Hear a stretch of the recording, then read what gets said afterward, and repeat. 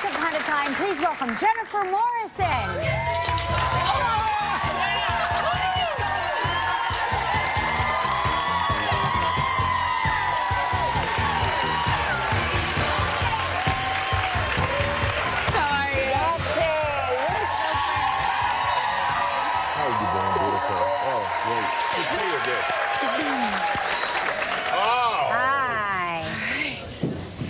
I love your boots. This is very SJP at the Met Gala. I don't know if you saw, but I did not see that, but I always wear my shoes for you. Yeah, I know, and I appreciate it. I really do. What do you wear for me? The dress is for you. The dress is for me. Okay, I like it. I like it. We just recently had our top teacher week around here. Yes. And your parents are retired teachers, is that right? They are, What yes. did they teach? So they were both music teachers, and they do still teach a lot of music. And my dad, Mr. David Morrison, was Teacher of the Year in Illinois in 2004. Oh my gosh, that's incredible. So if your dad's the Teacher of the Year, do you feel a lot of pressure as a student, as his daughter? Well, and I was his student. So yeah, it's interesting. A lot of people ask me, like, was that tough socially to have your parents as your teachers? Because my mom worked with my dad. Right. And yeah, I mean, I was already kind of a weird kid, but that was my fault.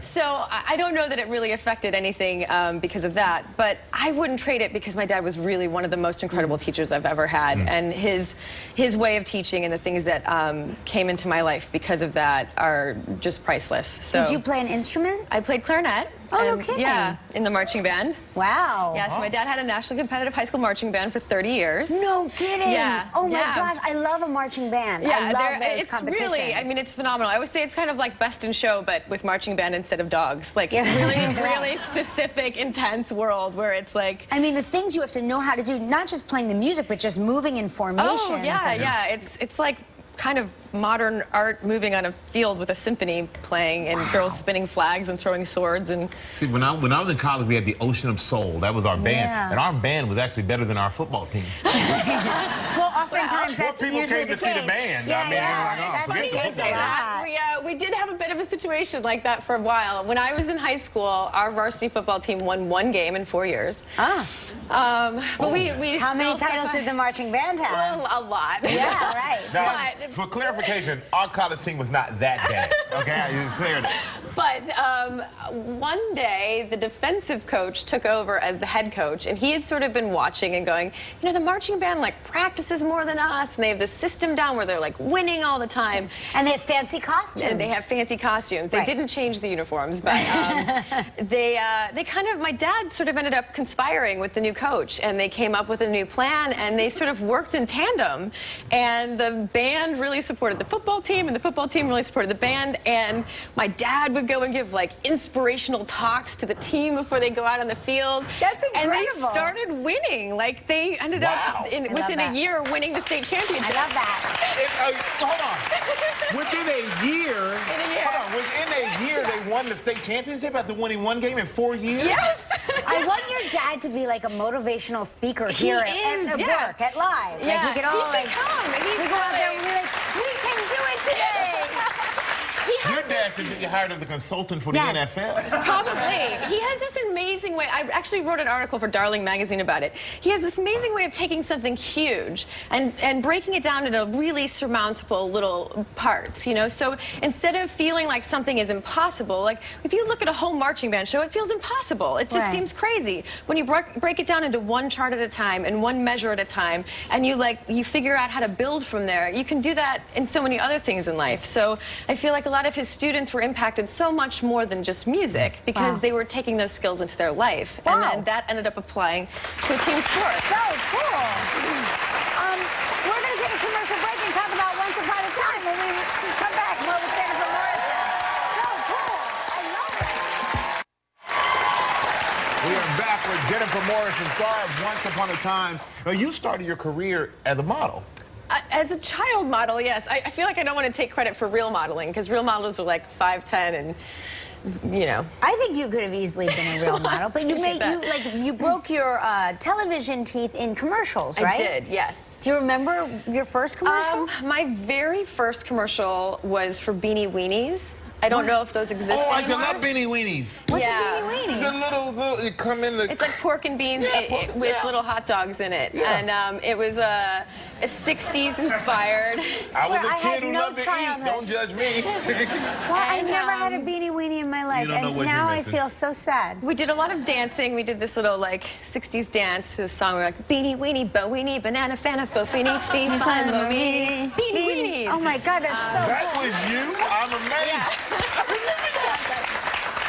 You were also in the Rice Krispies I commercial. was in a Rice Krispies commercial, and that they had those commercials where they said, "What are your Rice Krispies saying to you?" or something like Oh that. yeah, we had to listen to Yeah, it. and I went, it says that 3 strange dudes will come into my life. And then Oh. snack, crackle, and pop slide down the banister and go, who are you calling strange?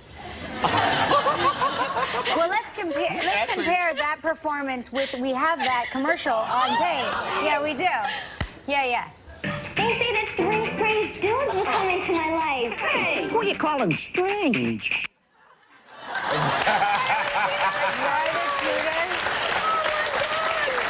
That's so funny. That's the cutest thing I've ever seen. I just remember thinking it was so weird that the milk was glue. Because they can't have milk sitting on set all day, and then the Rice Krispies get soggy, so they put it in glue. I don't know, I The probably shouldn't tell you tricks, that. right? Breaks my heart. The trick. Sorry. So you didn't have to eat any of the cereal, I take it? No. They didn't make me eat glue. Now, we love the work you do in Once Upon a Time. Thank you. I really do.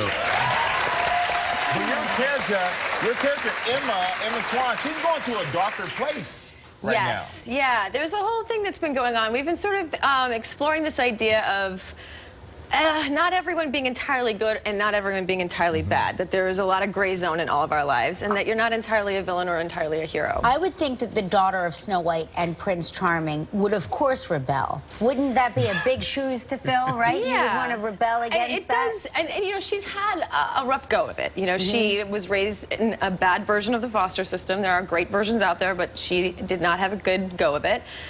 She's had a lot of things that she's worked very hard to overcome, and she's been overcoming them until this point. And then when she finds out that her parents had done something so dark in order to make her good, because in the storyline, basically, they take the potential darkness out of her as a fetus, basically, and put it into another person. And so she's so mortified that her existence has damaged someone else's so deeply. And so we've sort of played with the idea that there's like an emptiness in her where that darkness was taken out, and that it's just being like that, the rage and the hurt and the pain that she's pushed away all her life is now just pouring into that empty place. So that's sort of like she's sort of looked pale, and there's sort of red around her eyes. It's like that darkness pushing in that space in her. And so it's been kind of cool as an actor to get to play around with that, because I've always had to sort of save the day and do the right thing and figure it out. And all of a sudden she's like, no, I'm pissed. Like, these things are upsetting. I've never dealt with these feelings. And she's got this maternal instinct to protect her son. And so, of course, when Henry's life is in danger, that's what pushes her to do something darker than she ever thought she was capable of.